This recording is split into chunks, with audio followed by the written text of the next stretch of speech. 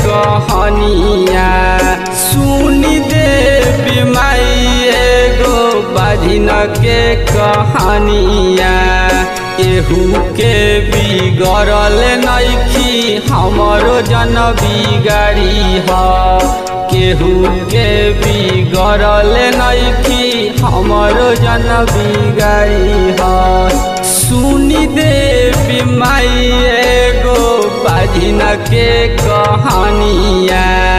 केहू के बिगड़ल नइखी हमरो जन बिगाड़ी ह केहू के बिगड़ल नइखी हमरो जन बिगाड़ी ह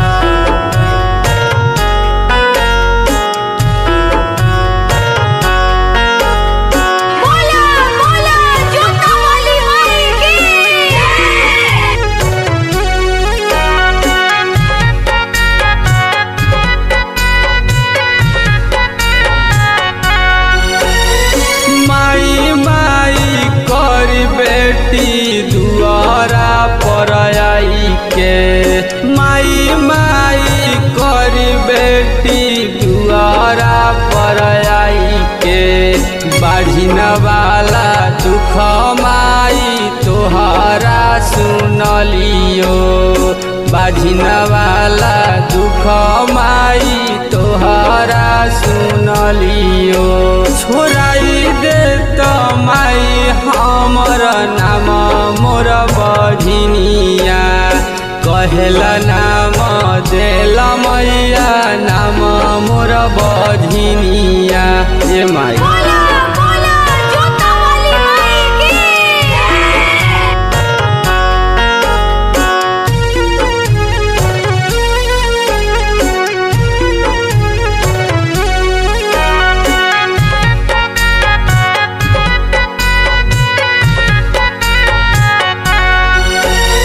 आचार पसारी खा रहियो तोर दुआरिया आचार पसारी खा रहियो तोर दुआरिया एक ही लालन कारण गिरो आँख से लोरावा एक ही कारण गिरो आँखिया से लोरावा विकास रोज पूजा हो चरनिया कल्लू जयनाथ रोज पूजा हो चरनिया छोड़ाई दे तो माई हमर दुख के बलैया सुनी देवी माई एगो हमारो कहलका